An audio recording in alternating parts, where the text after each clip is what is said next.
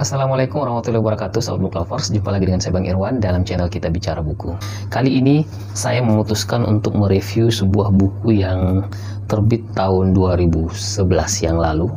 Sudah tergolong lama, tetapi saya jamin buku ini masih sangat relevan untuk kita gunakan saat ini. Dan kebetulan di dalamnya juga ada forecasting dari penulisnya Martin Jacques tentang bagaimanakah masa depan China, dan kita bisa membandingkan dengan realitas hari ini. Nah, menurut saya sebagian besar dari forecasting penulis di dalam buku ini benar-benar telah terbukti.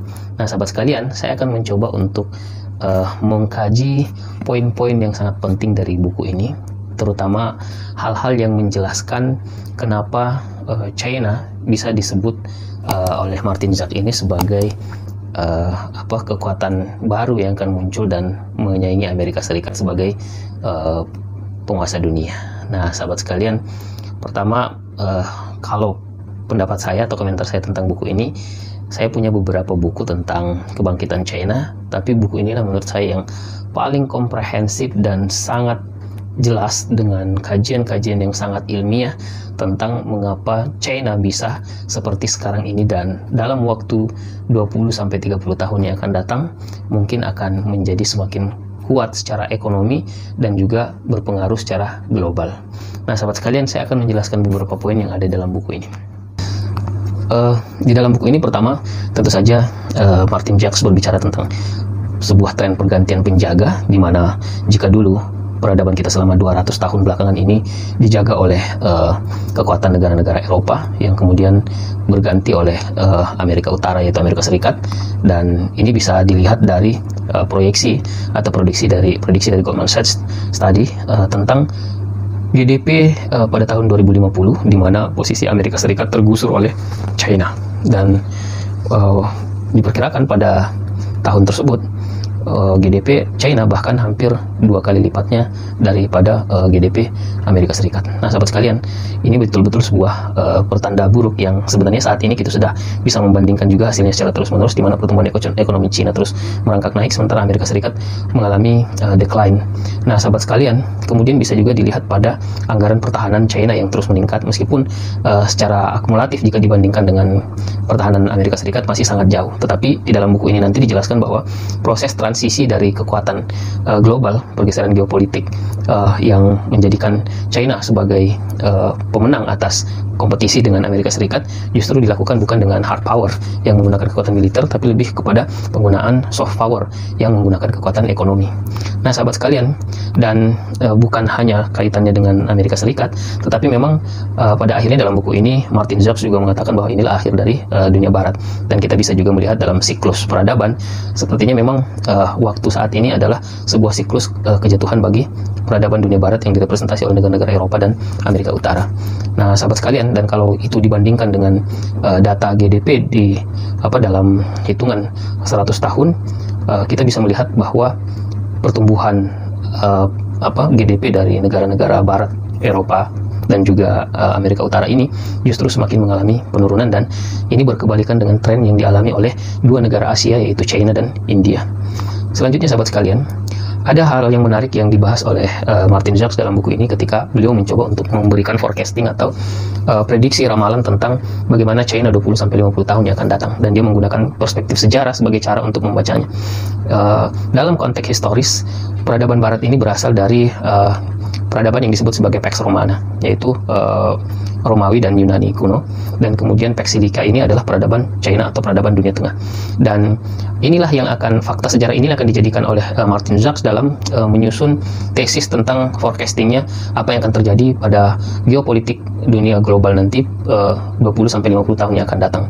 Yang pertama, dari sisi karakter, bahwa di negara-negara yang berada di kawasan Pax Romana, ketika mereka runtuh, mereka mengalami keterpecahan dan menjadi negara-negara kecil.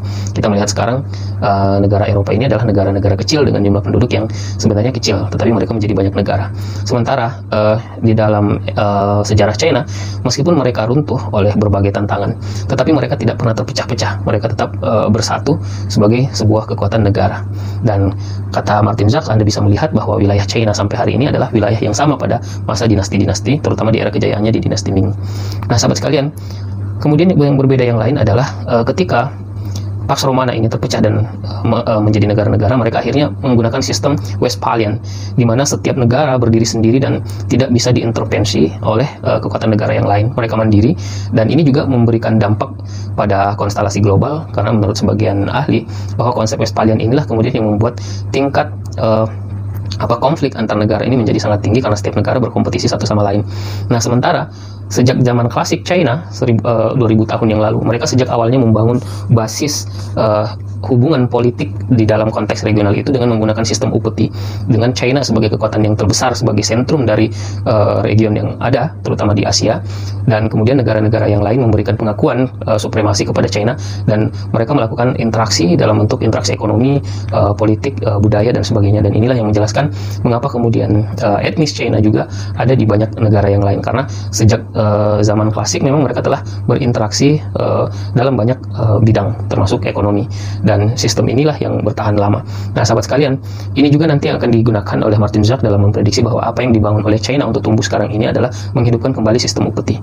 Nah, kemudian sahabat sekalian, ketika Barat muncul dengan melakukan hegemoni terhadap dunia, mereka membawa narasi yang biasa kita sebut demokrasi, liberal, dan juga kapitalisme.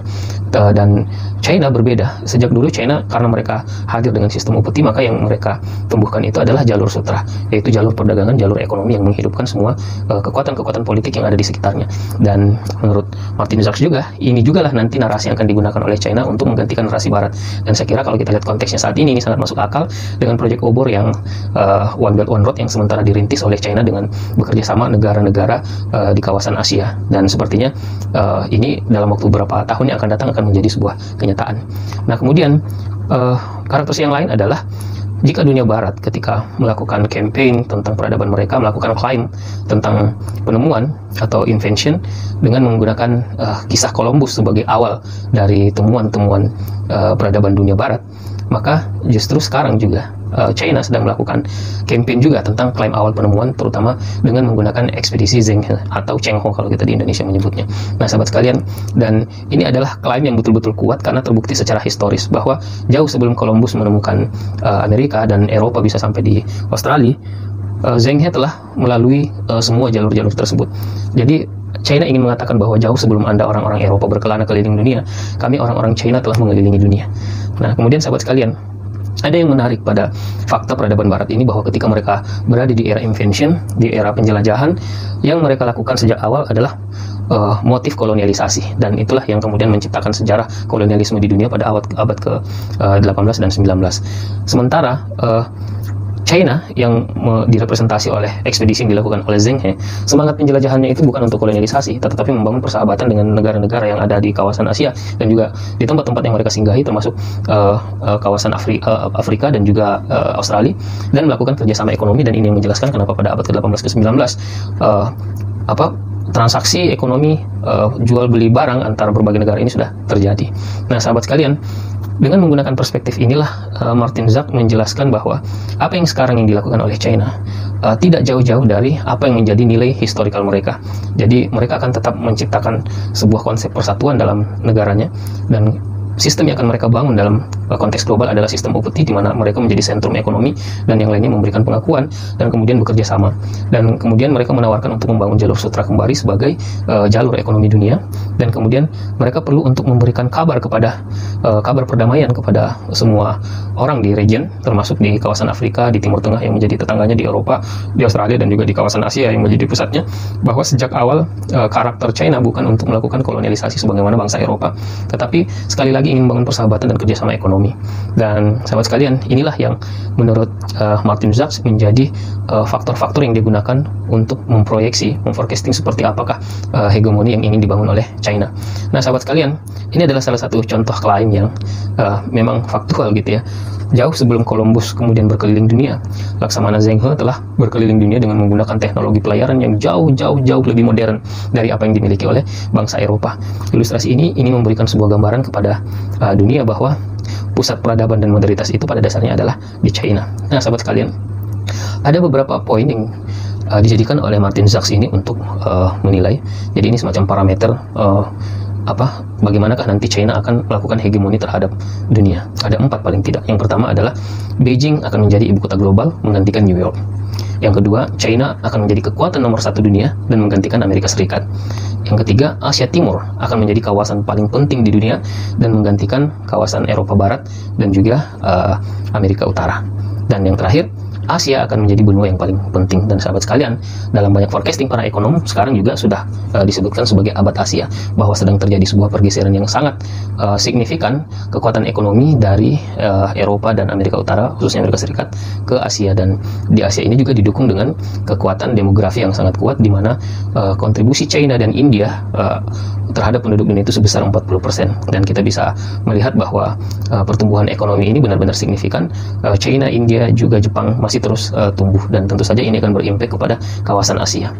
Nah, selanjutnya sahabat sekalian, ada beberapa karakteristik hegemoni global yang coba dijadikan sebagai parameter oleh Martin Jacques untuk menilai apakah China ini sudah layak untuk menggantikan peran Amerika Serikat sebagai kekuatan hegemoni global. Yang pertama adalah tentu saja kekuatan ekonomi. Yang akan menjadi negara pengendali dunia ini adalah yang memiliki perekonomian terbesar di dunia. Saat ini masih dipegang oleh Amerika Serikat, tetapi China terus membayang-bayangi. PDB tertinggi di dunia juga masih dipegang oleh Amerika Serikat. Kemudian kekuatan militer, ini akan menjadi sangat berpengaruh, dan menurut para ahli termasuk juga seperti Noam Chomsky misalnya di dalam bukunya Who Rules the World, dia juga mengatakan bahwa kualitas kekuatan militer China masih jauh di bawah Amerika Serikat, terutama dalam aspek teknologinya. Kemudian cengkraman global, yaitu kemampuan untuk mempengaruhi negara-negara yang lain. Sampai saat ini juga Amerika masih lebih kuat dibandingkan China, tapi China perlahan tapi pasti terus melakukan perluasan cengkraman. Kita tahu bahwa termasuk di dalam buku ini juga dijelaskan bagaimana China mulai berinvestasi secara besar-besaran di Asia terutama, dan juga di Afrika, dan itu tentu saja adalah sebuah modal untuk melakukan cengkraman global. Termasuk di Timur Tengah, China juga membangun kemitraan yang sangat erat sekali dengan Iran, dan ini adalah salah satu kekuatan Timur Tengah yang sangat berpengaruh dan juga memiliki kekuatan cadangan minyak yang sangat banyak yang dibutuhkan oleh China. Kemudian faktor yang lain adalah universitas, dan sampai saat ini so far Amerika masih merupakan pusat universitas-universitas terbaik di dunia, tapi jangan salah, sekarang pertumbuhan universitas-universitas terbaik ini mulai diikuti oleh China dengan tingkat pertumbuhan mahasiswa dan lulusan-lulusan perguruan tinggi yang setiap tahun terus bertambah. Kemudian selanjutnya adalah bahasa, dan bagaimana bahasa sebuah negara dijadikan sebagai lingua franca secara global. Dan kita melihat sekarang bahwa bahasa Inggris masih menjadi bahasa global, tetapi perlahan tapi pasti orang mulai menyadari bahwa kekuatan China yang sedang bertumbuh ini membuat mereka mulai mempelajari bahasa Mandarin. Dan ini juga di dalam salah satu buku Jim Rogers juga dikatakan, kalau ada pembelajaran bahasa yang ingin Anda berikan kepada Anda, pastikan salah satunya adalah bahasa Mandarin. Kemudian budaya, terutama dalam bidang perfilman. Sampai saat ini Hollywood masih mendominasi, tetapi sahabat sekalian, dalam konteks yang lain seperti makanan misalnya, China juga sudah mulai muncul sebagai budaya global. Kemudian merek korporasi harus terunggul di dunia, dan sampai saat ini korporasi-korporasi raksasa yang terunggul di dunia masih dikuasai oleh Amerika. Ada Google, ada Apple, dan Microsoft. Dan saya kira masalah waktu saja China juga ini akan mulai muncul korporasi-korporasinya, dan ini juga bisa dibuktikan dengan semakin bertambahnya jumlah milioner yang ada di China yang terus bertumbuh setiap tahun. Kemudian sahabat sekalian, ciri yang lain adalah adanya kota dunia, dan sampai saat ini kita harus akui bahwa ibu kota global itu masih New York, meskipun China mulai merencanakan dan merancang bagaimana Beijing bisa menjadi pusat aktivitas global dengan menyiapkan semua hal yang dibutuhkan oleh seluruh bisnis dan seluruh kepentingan dari seluruh dunia di kota Beijing. Nah, kemudian sahabat sekalian, yang lain adalah nilai-nilai. Nilai-nilai ini harusnya berpengaruh di dunia gitu ya, dan sampai saat ini saya kira nilai barat masih cukup dominan, termasuk supremasi juga, dominasi global dengan pemberian keistimewaan kepada kulit putih, dan ini juga masih terlihat sampai hari ini. Nah, sahabat sekalian, dan menurut Martin Jacques, China perlahan tapi pasti mulai menjadi kompetitor bagi Amerika Serikat dalam semua aspek-aspek yang dijadikan sebagai karakteristik hegemoni global ini. Nah, terakhir sahabat sekalian, masih sangat banyak isi dari buku ini, tetapi tidak mungkin saya sampaikan di sini semuanya. Saya ingin pada poin terakhir ini menyampaikan tentang 8 perbedaan yang mesti kita pahami untuk mendefinisikan kenapa China ini menjadi sebuah kekuatan power baru yang muncul untuk menggantikan dominasi Amerika Serikat. Yang pertama adalah China ini unik karena mereka adalah negara peradaban dan bukan negara bangsa. Jika negara bangsa ini terpecah-pecah gitu ya, ini adalah hasil pecah-pecahan dari sebuah peradaban, maka berbeda dengan China. Mereka adalah sebuah peradaban sekaligus negara, dan ini yang membuatnya berbeda dengan negara-negara yang lain pada umumnya. Yang kedua, sistem upeti, dan ini yang akan menjadi tawaran bagi hubungan regional yang sedang dibangun oleh China. Mereka tidak ingin menguasai negara-negara yang lain, tetapi mereka memaksa negara lain untuk mengakui superioritas Cina sebagai sentrum dari pusat peradaban. Dan untuk itu negara-negara yang lain akan mendapatkan keuntungan dan juga perlindungan dari sebagaimana yang telah mereka lakukan di dalam ribuan tahun yang lalu. Nah, kemudian yang ketiga, etnis dan ras. Etnis dan ras China ini, sahabat sekalian, meskipun mereka ada beberapa etnis dan ras, tetapi yang terbesar 90% adalah etnis Han. Dan ini menciptakan kekuatan persatuan di antara mereka. Mereka kemudian merasa koheren, merasa memiliki daya afinitas tarik persatuan lah gitu ya, tarik menarik antara mereka karena etnis dan ras mereka. Dan dimanapun mereka berada, mereka tetap satu etnis dan ras. Ini yang membuat mereka berbeda dengan etnis yang lain. Misalnya kayak negara kita, meskipun kita ini satu negara, tapi kita kan merasa bahwa kita ini berbeda etnis dan ras. Itu harus diakui, dan itu satu faktor yang bisa menjadi pemicu perpecahan di kita. Nah, pada negeri Cina ini, mereka memiliki sebuah perasaan bahwa kita berasal dari etnis dan ras yang sama. Nah, yang keempat, sahabat sekalian, adalah mereka ini adalah negara benua. Jadi banyak hal yang tidak bisa didefinisikan atau yang salah dimaknai oleh para pengamat tentang China ini karena dia adalah negara benua. Maksudnya ini adalah negara yang begitu luas sehingga bahkan untuk menciptakan sebuah model tatanan yang sama diimplementasikan kepada semua wilayah itu adalah persoalan yang cukup sulit. Dan karena itu mereka kemudian terbiasa dengan prinsip satu negara banyak sistem. Karena realitas bahwa mereka ini adalah negara yang lebih luas dari benua bahkan. Jadi jika dibandingkan dengan Eropa, bahkan ukuran China ini jauh lebih besar gitu. Nah, sahabat sekalian, ini yang membuat cara pandang orang dalam menilai efektivitas sebuah kebijakan misalnya itu mesti berbeda dengan China ini, karena dia adalah sebuah negara yang sangat luas. Oleh karena itu memang sangat memungkinkan ketika misalnya Hong Kong diserahkan ke China, dan salah satu janji pemerintah China saat itu adalah ya Anda tetap menerapkan sistem yang Anda pakai selama di dalam kekuasaan Inggris, dan itu berlangsung sampai sekarang gitu. Nah, kemudian yang kelima adalah watak politik. Sahabat sekalian, China ini negara yang unik karena dulu orang memprediksi bahwa ketika sebuah negara mulai mengadopsi konsep-konsep kapitalisme, maka salah satu syarat untuk kompatibel adalah sistem pemerintahan yang demokratis. Ternyata China tidak seperti itu, dan seperti yang dikatakan oleh mantan Perdana Menteri Singapura Lee Kuan Yew di dalam salah satu buku wawancara, beliau mengatakan bahwa China ini tidak mungkin menjadi negara demokrasi karena 2000 tahun pengalaman mereka memang bukan model negara demokrasi. Mereka adalah negara totalitarian yang terbiasa dipimpin oleh kaisar, dan begitu bertransisi dengan menggunakan sistem ideologi komunis yang digagas oleh Mao, dan kemudian diteruskan oleh para penerusnya dan mencapai titik balik di era Deng Xiaoping. Mereka tetap merasa terbiasa dengan sistem watak politik seperti itu. Dan ada satu karakter pada orang-orang China ini karena mereka menganggap negara itu sebagai bagian dari kehidupan mereka. Sehingga sahabat sekalian, meskipun berganti sistem, tetapi watak politiknya tetap saja lebih cocok dengan watak politik totalitarian seperti ini. Dan itu yang membuat perubahan-perubahan di China ini menjadi lebih tidak bisa ditebak karena mereka memiliki karakter yang berbeda. Yang keenam, sahabat sekalian, adalah model modernitas di China ini cukup kompleks dan lebih lambat. Kalau negara tetangganya misalnya seperti Korea Selatan yang membutuhkan waktu hanya 30 tahun dari keterjajahan sampai mereka bisa bangkit, itu waktu yang sangat singkat. Untuk China memang ini sesuatu yang kompleks dan lebih lambat karena begitu luasnya wilayah mereka dengan jumlah kota-kota kosmopolitan berbeda dengan jauh lebih sedikit dibandingkan dengan desa-desa yang begitu luas dan berada di kawasan yang sangat jauh dalam jangkauan, membuat modernitas di China ini tidak tumbuh secara cepat, tetapi memang sangat lambat. Jadi Anda akan menemukan di China ini sebuah kota misalnya yang begitu metropolis, tapi pada yang sama Anda akan menemukan desa-desa yang begitu tertinggal. Karena seperti inilah realitas dari sebuah negara benua yang begitu besar. Yang ketujuh adalah ideologi Confucian. Nah, sahabat sekalian, apa yang menjelaskan kenapa komunis yang berkuasa di China ini bisa begitu fleksibel mengadopsi sistem kapitalis? Karena pada dasarnya mereka didorong oleh sistem Confucian ini. Mereka lebih terbiasa untuk mencari solusi terbaik dibandingkan dengan ketika mereka harus kekeh dengan satu model yang tidak memberikan jaminan kepada kehidupan mereka. Karena itu Deng Xiaoping mengatakan bahwa komunisme yang dia pahami, sosialisme yang dia pahami bukanlah kemelaratan.